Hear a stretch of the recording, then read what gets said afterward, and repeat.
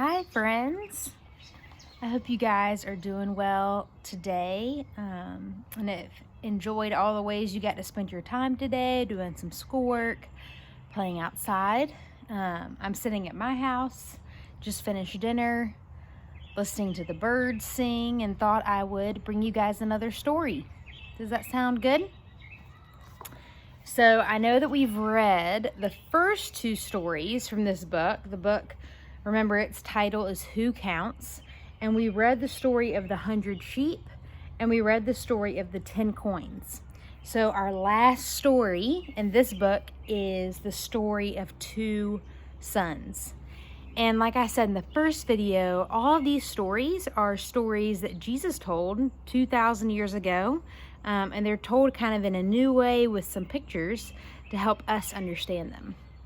So let's read the story of two sons and see if there's some special message in the story for us tonight. Two sons. A father had two sons. Easier to count than 10. Much easier to count than 100. One day, the younger son wanted half his father's money. It would be his eventually, but he could not wait. He was restless and he wanted to travel. So the father divided his wealth in half and gave half to his younger son and half to his older son.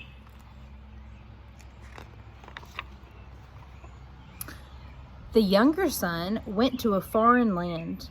There he had a great time doing whatever he wanted.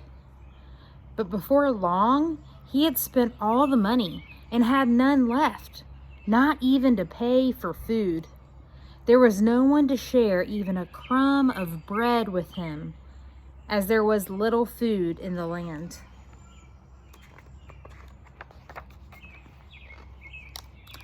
The son went to work for a farmer to try to earn enough to buy something to eat.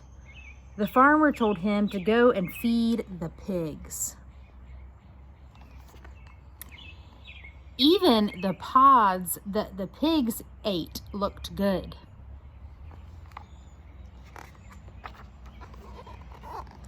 Finally, the son was so hungry and tired that he decided to return to his father. But he wasn't sure what to say.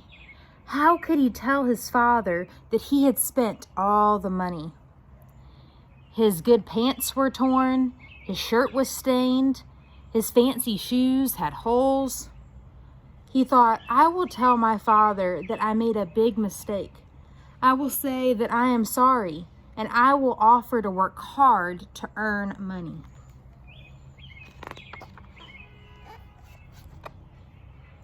The young son returned home. His hair was uncombed, his face was dirty, and his hands were covered in blisters. His father ran to greet him. He was so happy to see him that he did not care about anything else.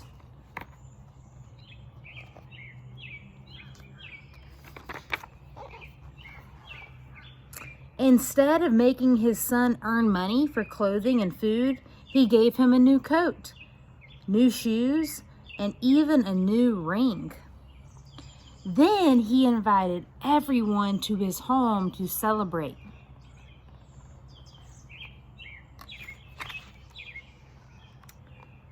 The older son was still working in the field when he heard the happy sounds of singing and laughter and smelled sweet spices coming from his home.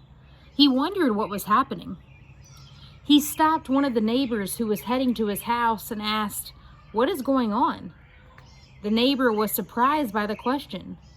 "Don't you know that your father is making a big party for your brother to mark his return?"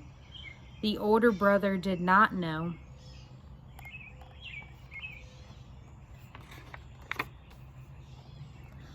When the father counted everyone who had come to the party, he realized that one person was missing. That person was his older son. He had forgotten to invite him. He ran out of his house to find his son. When the older son saw his father coming toward him, he turned away.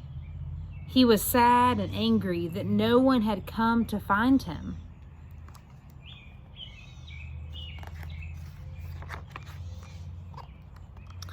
His father spoke softly. "Your brother has come home.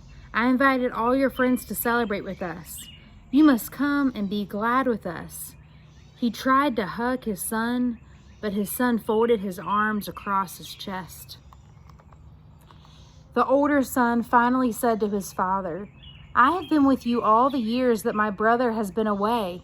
I did not waste your money. I did everything you wanted me to. I never left you, but my brother did.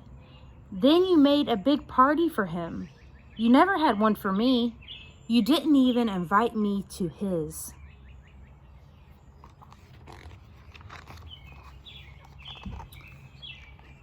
The father thought, "I have 2 sons. 1, 2.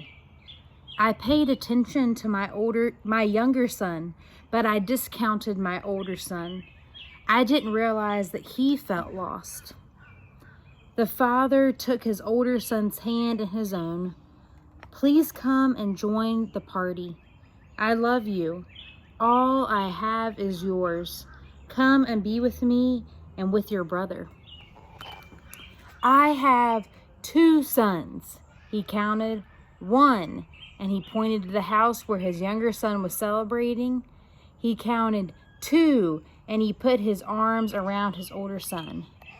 "Without you," he said, "something is missing. With you, our family is complete."